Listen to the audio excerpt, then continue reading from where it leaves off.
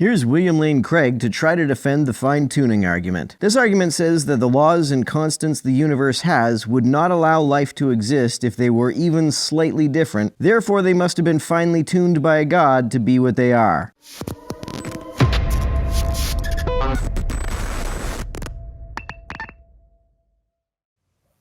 Bill, what is the most persistent objection you hear to the fine-tuning argument? Well, among students who are not informed about these things, the most probable objection is that the universe is not fine-tuned for our existence. That in fact, physics does not exhibit the sort of fine-tuning that I've just described to you.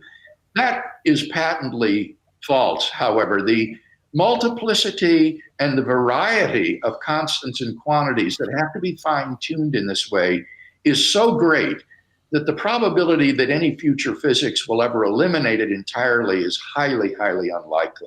How do you calculate that probability exactly, Bill? And more importantly, what makes you think that these constants even need to be explained? Why do you assume that they have ever been free to vary? We can imagine the parameters of the universe being different, but that doesn't mean that they ever actually could have been. What reason do we have to believe that, for example, the speed of light could have ever been faster or slower? If the speed of light were to change, then we could reasonably ask what changed it. But if it has never been anything other than what it currently is, then what is there to explain? I don't see why something that has always been the way it is, and thus never had an opportunity to be anything else, needs an explanation. So among scientists, among physicists who are informed, the most prominent objection is the multiverse. Recognize that if our universe is the only one it is, then the odds that it would be fine-tuned in the way that it is are just impossible to face. The chances are practically infinitesimal. And therefore, what they do is they multiply their probabilistic resources by imagining that there is a multiverse, an array of worlds of which our universe is just a member, and moreover, all of these worlds are randomly ordered in their constants and quantities, so that by chance alone, if this ensemble of worlds is infinite, then finely tuned worlds will appear somewhere in the ensemble, and lo and behold, here we are, we happen to be in this one, but nothing to be surprised about, given the multiverse of randomly tuned worlds. Craig talks about the multiverse hypothesis as though it was contrived to deal with the fine-tuning argument. It wasn't. There are many different conceptions of the multiverse, and many are inferred to possibly exist as a consequence of observed aspects of cosmology and physics. Some physicists hypothesize that cosmic inflation could create other universes that may have different constants. Since that's the case, perhaps this universe was the product of an inflating universe with different constants. This is inductively inferred to be possible from the inflation that we currently observe. It's not an abductive inference made in an attempt to account for our universe's constants. So this is the major alternative to a designer today, the multiverse hypothesis.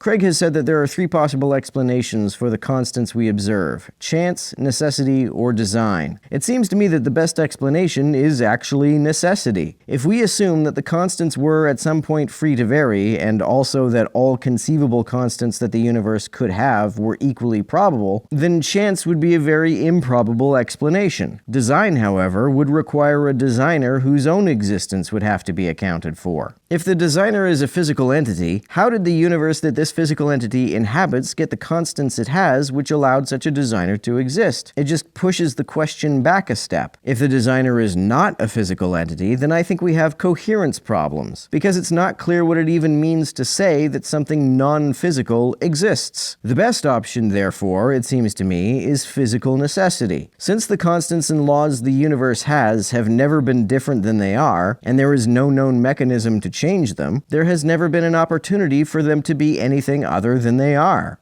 And what would be your first comeback to this wild speculation for which there's no evidence? Well, apart from what you just said, Roger of Oxford University has offered a really powerful argument against using the multiverse to explain fine-tuning. And it's basically this, that in order for observers to exist, You don't have to have a world that is fine-tuned like our universe is.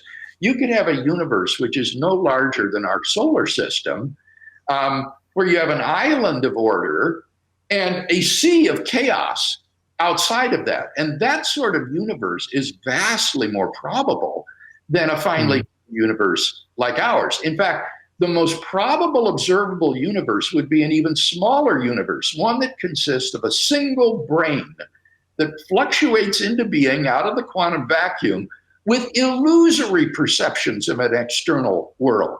So if you appeal to the multiverse hypothesis, you have no way of knowing whether or not you are an ordinary observer like us, or whether or not, in fact, you are a Boltzmann brain, as they're called, with the illusory perception of a world that does not exist.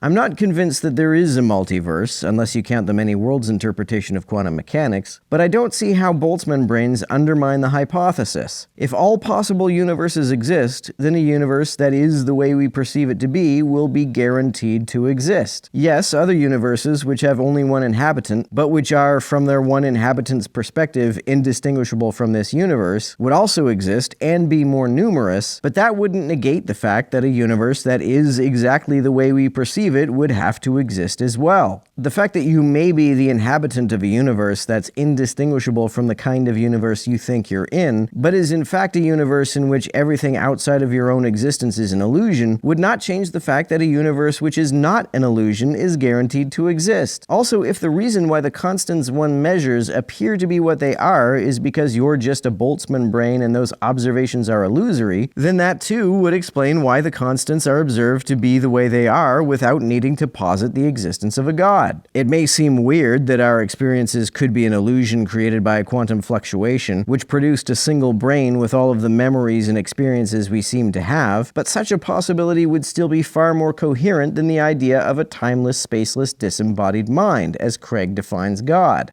I like what Paul Davies says about this. He's an agnostic astronomer. He says the multiverse is a dodge. The multiverse is a hypothesis inferred as possible from observation. It's not something physicists came up with so they can continue to sin, or whatever these dudes seem to think is their motivation. Because no one would be positing multiple universes if the evidence for design wasn't so strong. There are actually several conceptions of the multiverse, and some don't even posit that different universes have different constants. One example is the quilted multiverse hypothesis, which says that if the space-time continuum is infinite, then there are regions so far from other regions that they will never interact, and are therefore effectively distinct universes. Since these other universes would be contiguous with our own, they wouldn't have different constants, and thus are obviously not contrived as a response to the fine-tuning argument. Another conception of the multiverse is the many worlds interpretation of quantum mechanics, which is inferred from the fact that we see quantum interference patterns. The MWI is inferred from evidence and was never formulated to try to explain fine-tuning. Now that's a further objection, is that it's ad hoc, in that it's postulated simply to explain away the fine-tuning, but there's no independent evidence to believe that such a exists. That's why all conceptions of the multiverse are hypotheses. They have little, if any, testability. That, however, doesn't mean that they were formulated to avoid the conclusion that a god exists. However, even if they were, they would still be better than the hypothesis that a timeless, spaceless, disembodied mind exists and created the universe, because that hypothesis is not even recognizably coherent. Whereas in the case of theism, we have many independent arguments, like the Kalam cosmological argument and others, that there is such a transcendent creator of the universe, so that it isn't ad hoc in the way that the multiverse hypothesis is. Craig often does this thing where he talks about evidence and then switches to talking about arguments as if they're the same thing. Also, I don't see how any of Craig's arguments, or any arguments at all, could convince me of the existence of something which seems to, by definition, lack all the necessary prerequisites for existence. I don't understand how something could exist without inhabiting time or space, but Craig insists that God's existence does not depend on these things. And that's to say nothing of the theological problems with the fine-tuning argument. To say that God created the universe with the constants and laws it has, because those constants and laws are the only ones which could produce human beings, implies that this supposedly all-powerful God does not have the power to put humans into a universe with even slightly different constants and laws. I don't see why an all-powerful God would need to fine-tune the universe. In fact, if we lived in a universe with constants and laws that could not have possibly produced human existence, that would actually be far greater evidence that we were placed here by some all-powerful being. That kind of universe would allow an apologist to make a much stronger case for the idea that our existence is miraculous.